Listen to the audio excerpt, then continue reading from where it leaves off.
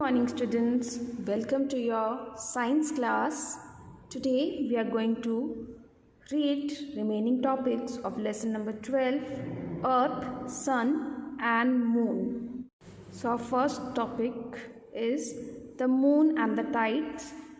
Tides are basically the changes in the sea level that happen due to the gravitational pull of the moon and the sun as well as rotation of the earth. जो tides हैं वो basically changes होते हैं सी level में, जो क्यों हो जाते हैं? Because all these things happen because of the gravitational pull. Gravitational pull हो जाता है जब मून एंड द सन के बीच में as well as rotation of the earth. जब इन तीनों के बीच में ग्रेविटेशनल पुल हो जाता है तो सी लेवल में चेंजेस आते हैं and because of that tides occur. They are periodic rise and fall in the water level of the ocean. Tides जो हैं ये periodic rise as well as fall होता है water level में in ocean and other water bodies. Oceans as well as other water bodies जो earth पे हैं. When the water level rises, जब water level rise करता है that is known as high tide. And when the water level falls it is known as low tide. उसे हम low tide बोलते हैं. Each day there are 2 high tides and 2 low tides. Regularly, daily 2 high tides as well as 2 low tides occur करते हैं. It takes about 6 hours for the rising water to reach high tide. Almost 6 hours is required for rising water ताकि वो high tide बने, and almost 6 hours is required for falling water to reach low tide. The sun, the moon and the earth are in one line during a full moon or a new moon. Full moon या new moon days में जो sun, moon and earth है ये सभी एक straight line में रहते हैं. Their combined gravity causes higher than normal high tides on these days. And because of that उनकी जो combined gravity होती है उससे normal days से higher high tides होते हैं. See here, this is high tide and this is low tide. Okay students, now let us read about landing on the moon. The first landing on the moon was done by Apollo 11 space flight on 20th July 1969. First landing हुई थी moon पे by Apollo 11 space flight से, and that was in the year 20th July 1969. The first person to land on the moon was Neil Armstrong. Neil Armstrong जो थे वो ही was the first person जिन्होंने moon पे land किया था. Edwin Aldrin was the second person to step on the moon. Edwin Aldrin जो थे वो सेकेंड पर्सन थे जिन्होंने मून पे लैंड किया. When Neil stepped on the moon he said, जब नील ने मून पे स्टेप किया तो उन्होंने क्या बोला? That's one step for a man, one giant leap for mankind. कहते ये ह्यूमन बीइंग का चाहे एक छोटा सा स्टेप है बट फॉर मैनकाइंड ये एक जाइंट लीप है. Neil Armstrong spent about 2.5 hours outside the spacecraft. उन्होंने 2.5 आवर्स नील आर्मस्ट्रॉन्ग ने स्पेसक्राफ्ट के बाहर उन्होंने स्पेंड किया था. एल्ड्रिन स्पेंड स्लाइटली लेस, और एल्ड्रिन ने स्लाइटली लेस आवर्स वहाँ पे स्पेंड किए थे मून में. Together they collected 21.5 kg of lunar materials, और उन्होंने combinedly 21.5 kg of lunar materials को कलेक्ट किया था सो डैट उसे अर्थ पे ला सके. Okay, so astronauts on the moon. ये देखो मून में जो एस्ट्रोनॉट्स हैं Neil Armstrong and Edwin Aldrin, and this is the picture of Neil Armstrong, Michael Collins and Edwin Aldrin. ये टीम कंबाइंडली गई थी for the first time on moon. Okay students, now let us read about artificial satellites. Moon is the only natural satellite on earth. हमें पता है कि जो moon है वो अर्थ का नेचुरल सैटेलाइट है. Apart from the moon the earth has many artificial satellites. Apart from moon के अलावा भी अर्थ के बहुत सारे आर्टिफिशियल सैटेलाइट्स हैं. And artificial satellites are human build. जो आर्टिफिशियल सैटेलाइट्स होते हैं that are built by human beings which orbit the earth or some other celestial body in space. जो अर्थ का ऑर्बिट लेते हैं या फिर कोई और सेलेस्टियल बॉडी का ऑर्बिट लेते हैं जो स्पेस में होता है।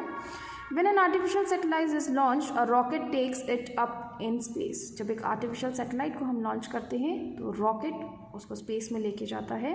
Later the satellite is put into orbit and after that satellite को ऑर्बिट में पहुंचाया जाता है। Today space shuttles are used to launch satellites. Nowadays space shuttles का यूज़ किया जाता है to launch satellites and to recover damaged satellites and return them to Earth.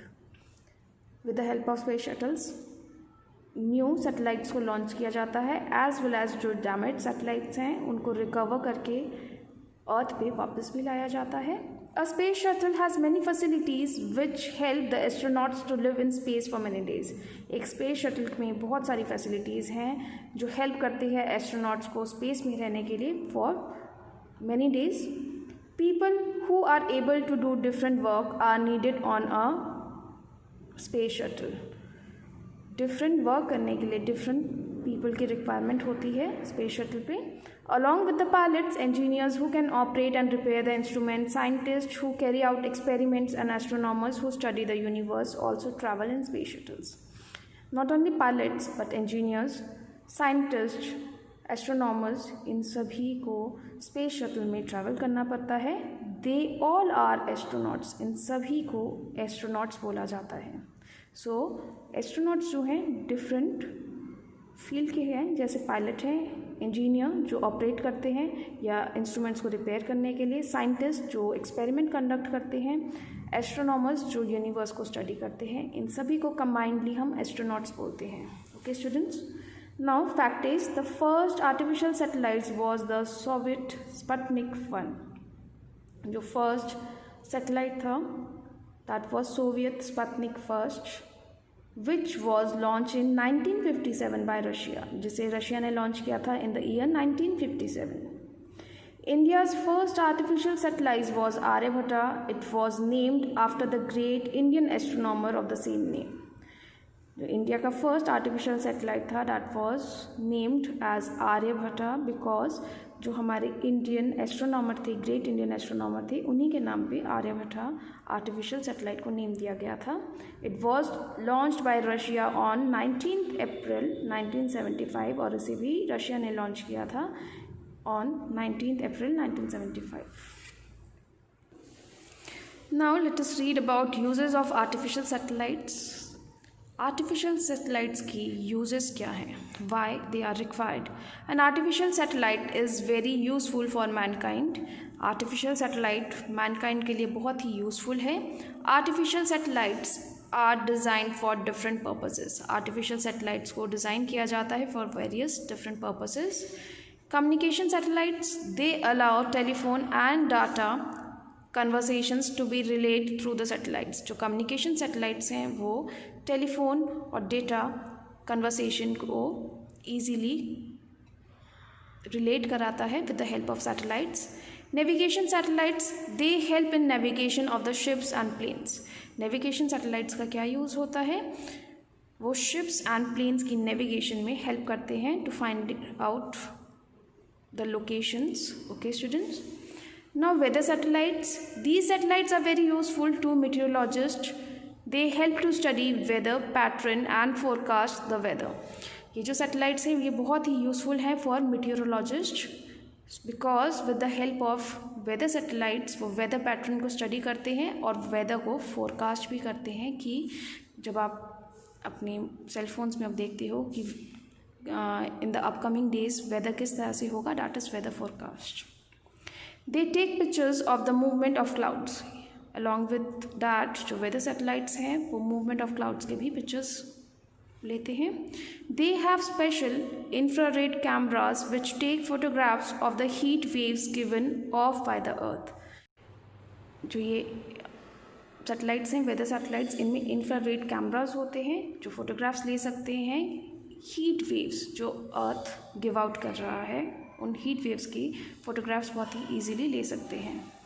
Next is observation satellites, they photograph the earth. Observation satellites earth की photograph लेते हैं। They observe the planet for changes in everything, और earth में जो भी changes हो रहे हैं उसकी वो फोटोग्राफ लेता है या ऑब्जर्व करता है। From temperature to melting of ice sheet, whether it is temperature और melting of ice sheets. Then military satellites or spy satellites can detect the launch of missiles etc. Military satellites या जो spy satellites होता है ये easily detect कर सकता है missiles का launch. The actual application or information about these satellites remain secret. जो ये एक्चुअल एप्लीकेशन या इंफॉर्मेशन होता है मिलिट्री सैटेलाइट्स का ये एक बहुत ही सीक्रेट होता है. एप्लीकेशंस में include enemy movement, early warning of missile launches etcetera. इसमें एप्लीकेशंस इसमें क्या इंक्लूड होते हैं कि एनिमी की क्या मूवमेंट है as well as early warning of missile launches. Okay students, last one is scientific satellites. Scientific satellites perform scientific missions and help in conducting research.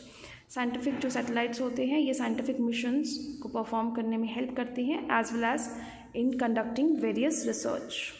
Okay students, so today we have learned about satellites and artificial satellites and what are the uses of artificial satellites. You have to read these topics properly. Okay students, thank you and goodbye.